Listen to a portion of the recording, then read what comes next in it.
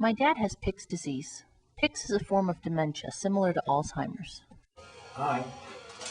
Hello. Even as a kid, my dad has always been a serious, thoughtful sort of guy. He has 3 master's degrees and a PhD.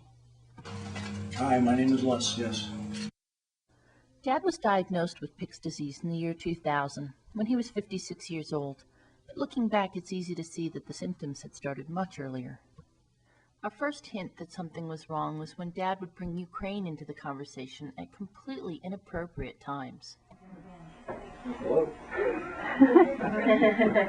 A geography lesson, huh? Although Alzheimer's and Pick's are similar, there are some discernible differences, especially at the onset of the disease. Memory loss is the symptom most often associated with Alzheimer's. In fact, it is often one of the first clues that a person has Alzheimer's disease. Pick's victims also experience memory loss, but it generally occurs further along in the progression of the disease. Disorientation is another common symptom of Alzheimer's disease. Victims can get lost getting from their own bedroom to the bathroom. Again, this is a symptom that does not show up until much further along in the progression of Pick's. An Alzheimer's victim may have trouble using familiar equipment like a can opener or a dishwasher. My dad has had little or no problems with this. The most prominent early symptom we noticed with my dad was a change in personality.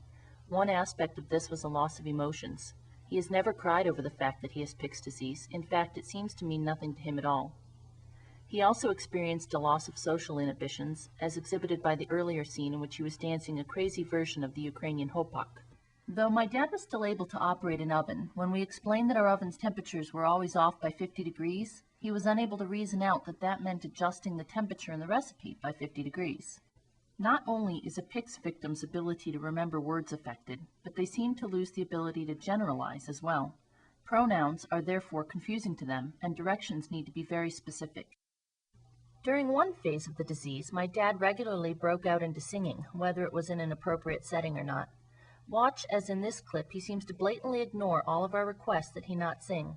You might also catch my husband's glare at the camera as he realizes what is coming. You want to sing any Christmas songs, or should I sing one in Ukrainian? Ukrainian? No. My dad will also ask the same question over and over again. Though he used to expect an answer, at this point he barely even pauses to allow time for one.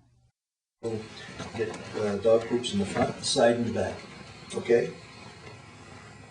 Please let me out so that I can go get dog poops in the front, side, and back. Aren't you going to let me out soon, Meg? Please? Please let me out soon. My dad loves to walk around looking for coins on the ground. Unfortunately, he's had the police called on him several times as people find it suspicious that a man is walking around the parking lot. We made a name tag for him that explains that he's just looking for coins, as well as how to contact my mom, my sister, or myself if need be. And all of our houses now have locks that can't be undone from the inside without a key, so that he can't escape without our knowledge. Can't you let me out so I can go for a walk around the block? No, you'll miss Mom when she gets here. People often ask me how my dad is dealing with his illness, but that's the wrong question to be asking.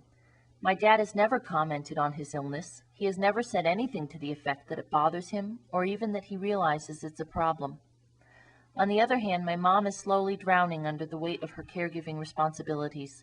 Not only has she lost the help that my dad would be giving her, financially, emotionally, and physically, but she now has to care for a man who is slowly regressing. Just as a baby's constant crying can get under a person's skin, so my dad's constant stream of questions can become unnerving and overwhelming. As with other similar dementias, my dad experiences agitation that has led to such habits as shutting all of the windows in the house, despite sweltering heat, or rearranging the pictures on a wall for the 10th time, or collecting every Bible in the house and carrying it out to the car in anticipation of going to a church service that doesn't exist. Activities such as this drive my mother to distraction as she reopens the windows, puts the pictures back where they belong, and replaces the Bibles, only to have everything undone again within a few minutes' time. We send my dad to an elder care facility 1 day a week for 6 hours. He had attended a second program a few times before he was asked not to return. The caregivers there were simply unable to keep up with him and still watch over their other patients. Though my sister and I watch my dad for extended periods of time during the week, the brunt of his care still falls upon my mom. Though she bears up under it admirably, at times it can be overwhelming. Bo predwieczny narodził się, przyszedł dnes iz nebes, że spasty ludzki weź i uciszył się. Sława Bogu, zaśpiewajmo, cześć Synu Bożemu i Panu naszemu, poklid witajmo. Yeah, that's a nice shot.